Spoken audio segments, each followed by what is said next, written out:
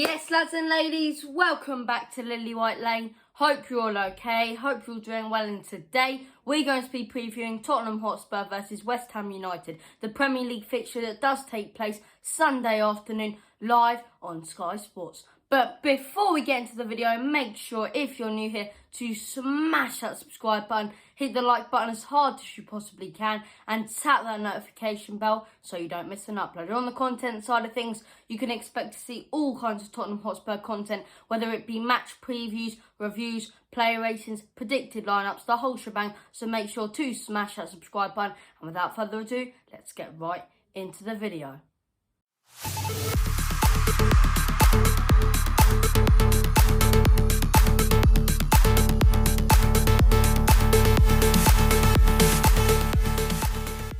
So Tottenham Hotspur are set to take on West Ham United Sunday afternoon at the Olympic Stadium, 12 p.m. UK time kickoff in what is an absolutely massive game for both Tottenham Hotspur and West Ham United. West Ham, 5th in the Premier League, on a great run of form. You know, Souček this season, he's been ripping up the Premier League. They've got a great squad with a great manager. Ever since they've appointed David Moyes as their manager, they've been absolutely cruising this Premier League. And arguably the best season West Ham have had so far. And this is absolutely fantastic. You know, West Ham, they're absolutely flying this season. I can't stand West Ham, right? But this season, you have to give them credit for a team who every single season is fighting to stay up and now fighting to get a place in Europe. It's absolutely phenomenal, the turnaround. And honestly, I think appointing David Moyes is a really good decision from West Ham, because you look at it from a standpoint as David Moyes, he's a hungry manager. Ever since he got the sack from Manchester United,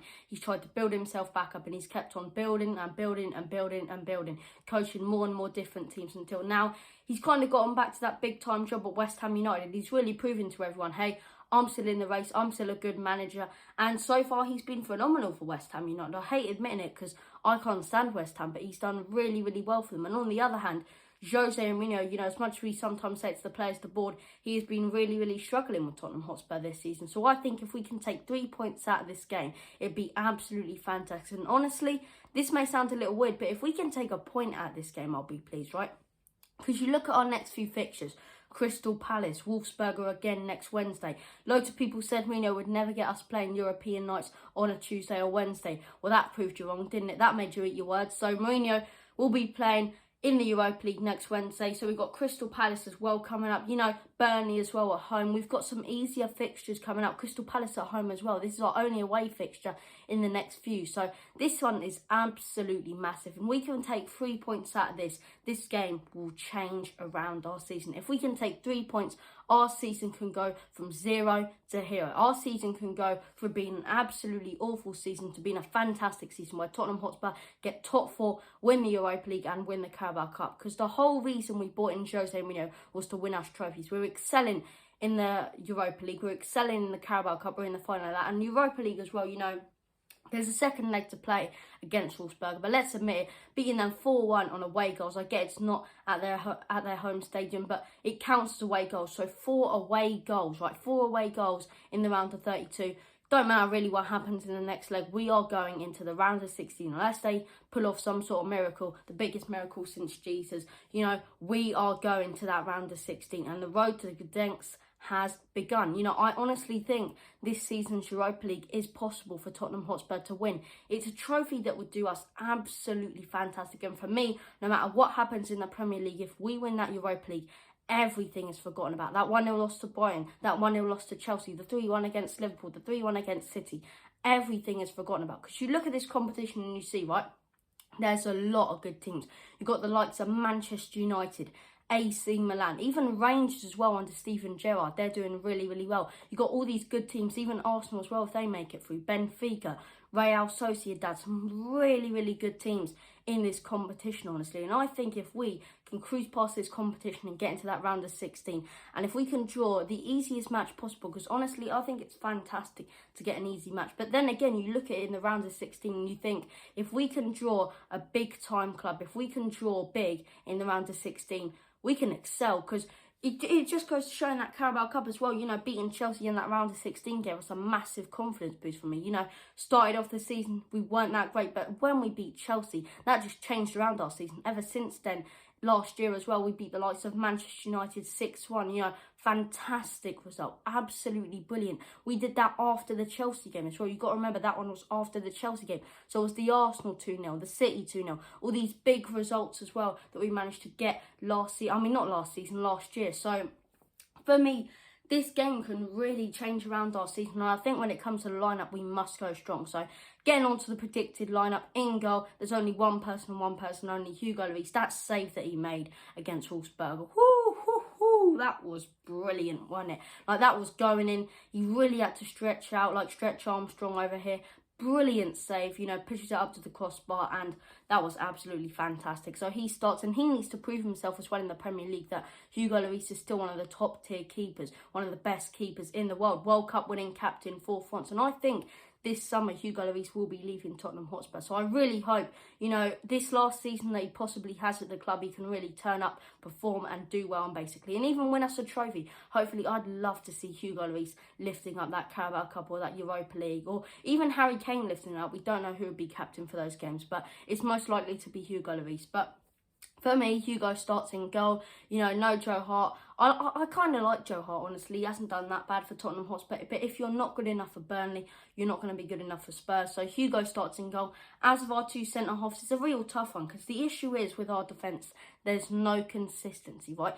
And let's be real here, we do have some good defenders. Toby Alderweireld, for example. Davinson Sanchez on his day can be a good defender. Eric Dier on his day can be a good defender. But the issue is with this club and this team is there's no consistency. For example, Eric Dier one day can have a real good game. For example, he had a good game against Wolfsburg. He always stayed with his man, always had his man marked. But then a week ago, he cost us 3 goals. Like, you never know with these players in this defence. There's so much inconsistency. Davinson Sanchez scores a brace, and that's a real good game against Everton. Although we lost, he scored 2 of those 4 goals that we did score in that game, yet goes on to fall flat on his face against Manchester City. It's like, there's no consistency whatsoever with this defence, so you never know the way that we're actually going to come out. You know, sometimes our defence can be really good, rock solid. We saw it in that 2-0 against Manchester City, you know, the way Jose Mourinho lined up our defence. And it's the same players who actually excelled at the beginning of the season who are letting us down and failing us right now. So it's really confusing to me, and it goes to show it's not Jose Mourinho, it's that so many of these players are motivational players. They need motivation, you know, they're confidence players. Davinson Sanchez, he's a confidence player. So for me, I think Toby Alderweireld starts, and I think Joe Rodon starts, because Joe Rodon, he deserves it. He hasn't started in a while. I really like the guy, but as I say, we could be sitting here with Skriniar if our board actually invested, but it's frustrating that they didn't. So we are sitting here with Rodon, and I think Rodon is a young defender who does have potential, who's a future superstar, if you ask me. I still stand by that. So in his performances so far, by the way, at Tottenham Hotspur, he's done really well. For example, the Chelsea one, you know, the 0-0. Really good defending, made a couple last-minute challenges. The Sheffield game, he absolutely dominated that. While everyone else was talking about Tanguay's goal, I was saying, look, Joe Rodon dominated that game. He's the reason we only conceded 1 goal. He's the reason they only got 2 shots on goal in that Sheffield game. So Joe Rodon starts in this game for me. Next to him, Toby Alderweireld. He's our most commanding centre-half. Look, Dier for me, I would put Dier in the lineup only if he's next to Toby Alderweireld, but you can't let Dier be the commanding one and the experienced one in our back line. So Toby and Rodon start for me. As of right back, Serge Aurier, he's our only real option. He gives away a lot of fouls, but let's be honest, he's a really good defender. So Aurier starts for me. As of left back, I really hope Reguilon's back, because there's a lot of rumours, and if you did see Jose Mourinho's press conference, right, on the West Ham game, I'll do a video about that later, but if you did see Jose Mourinho's press conference on the West Ham game, he said, we're not 100% sure if Reguilon will be fit for the game. It's 50-50, and God, I hope he is, because if we've got Reguilon fit, we're winning this game. No 2 ways about it. If Reguilon's fit, we're winning this game. So for me, I'll have to put Reguilon in there, and if Reguilon isn't fit, please start Dennis Serkin. I'm not even going to give the courtesy to name Mr. Roundabout himself. Mr. Anonymous, Ben, you know his second name. Call him Voldemort, because I ain't saying his name. Call him Macbeth, because I ain't saying his name, alright? Even though I just said both of their names. Couldn't care less about that. Moving on to midfield, right?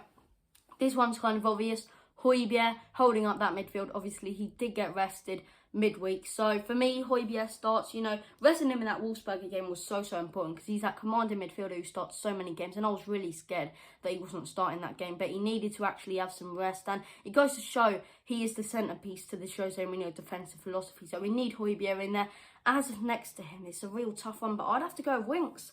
I really would have to go with Harry Winks, because Sissoko, he's been letting me down a lot. I like Sissoko. He got our player of the year last season, but he keeps on letting me down, keeps on making silly individual mistakes, gave away a penalty. And Winks honestly did really, really well. He did really well against Wolfsburg. So for me, Harry Winks starts in midfield next to Højbjerg, and the other one's kind of obvious, isn't it? Tanguy, Endon bad boy himself, Endon baller, who actually had a decent game when he was substituted on. He needed that rest as well. So a lot of our players were rested midweek, which was really, really confidence boosting as well. And it's really, really good to see that some of our fringe players that we did put out midweek actually went out there and put in a performance and let these players actually rest with ease. So for me, I think that's absolutely fantastic. Then up top, we have a fresh and fit Harry Kane. A Harry Kane who hasn't played in 1 week. A Harry Kane who didn't play midweek. A Harry Kane who's fresh and ready to go out there and absolutely dominate this game. So Harry Kane, that one's obvious. Sonny, also obvious. He did really, really well. Got himself a goal on Thursday. And a lot of people saying Sonny's form keeps on dropping low. Don't matter whether his form keeps dropping low, he keeps on winning and winning and winning and scoring and scoring and scoring every single game we play. And even when we lose, Sonny gets a goal. And as of right wing, it's a real tough one, right wing, honestly, because you could say we do have a few options, right? So there's 3 options for me. Bale, Bergwijn and Moura, and all 3 options are really, really credible. Moura obviously scored that Ronaldinho-esque goal midweek against Wolfsburg. That was quality. I felt like I was watching prime Ronaldinho, prime Ronaldo. So weaving in that players like no one's business. Moura would be fantastic to see in this game. Do I think we'll start him? No. But who do I think we will start? Gareth Bale, right? I like Bergwijn, but let's be honest here. He keeps on making individual mistakes, and he did miss another sitter on Thursday when I went back and watched it. He should have buried that. So Bergwijn for me, right, doesn't start in this game. And Bale needs that confidence boost. He needs that Premier League start. He's only had 1 Premier League start all season. He started midweek. You know, what a goal that was from Gareth Bale. Got an assist and a goal. Dominated that game along with Dele Alli. I would have liked to see Dele, but I don't think it's the game to actually start him in. So Bale starts on the right wing, and that is the predicted lineup. Nevertheless, this has been the video, guys. Thank you all for watching. And as always, come on, you lily whites.